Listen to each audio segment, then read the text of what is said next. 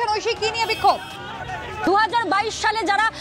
TET pass করেছেন এবং যারা ট্রেন্ড অর্থাৎ প্রশিক্ষিত কিন্তু ইন্টারভিউয়ের ডাক পায়নি সেই সমস্ত চাকরি প্রার্থীরা, আমি দেখাতে বলবো প্রবীরকে ছবিটা। এই মুহূর্তে বিধাননগর কমিশনারেটের উচ্চপদস্থ আধিকারিকরা রীতিমতো পাহারা দিয়ে ব্যারিকেড করে আটকে রেখেছে বিকাশ ভবনের যে মূল দ্বার, সেই দ্বারটিকে। একটু আগেই দেখা গিয়েছে 2022 সালে যারা ট্রেন্ড শিক্ষক অর্থাৎ যারা চাকরির জন্য ইন্টারভিউয়ের জন্য ডাক পায়নি সেই উত্তীর্ণ চাকরি প্রার্থীরা তারা কিন্তু এখানে এসে বিক্ষোভ প্রদর্শন করেন এবং যে 50,000 যে নিয়োগ হবে, যে খালি পদ শূন্য পদ রয়েছে সেই নিয়োগের দাবিতেই কিন্তু তারা আজকে বিক্ষোভ প্রদর্শন করেন। এর আগে আমরা দেখেছি বারংবার তাদেরকে বিকাশ ভবনের বাইরে এসে বিক্ষোভ দেখাতে, আজকেও তার অন্যথা হয়নি, তারা এসেছিলেন এবং তারই সঙ্গে তারপরে দেখা গেল যে পুলিশের ধরপাকড়ের সম্মুখীন হন তারা, তাদেরকে এখান থেকে ছত্রভঙ্গ করে নিয়ে যাওয়া হয়। এখন এই মুহূর্তে কিন্তু কড়া প্রহরা ব্যারিকেড দিয়ে কিন্তু সামনেটা একেবারে ঘিরে ফেলা হয়েছে এবং 2022 সালে যারা পরীক্ষায় উত্তীর্ণ হয়েছিলেন তারা কিন্তু নিয়োগের দাবিতে, যে শূন্যপদ রয়েছে প্রাথমিকে সেই নিয়োগের দাবিতে টেট চাকরি প্রার্থীরা এখানে এসেছিলেন। তাদের যে দাবি বারংবার যে শিক্ষকরা বাড়িতে বসে রয়েছেন, যারা পরীক্ষা দিয়ে উত্তীর্ণ হয়েছেন চাকরি প্রার্থী, তারা যোগ্য,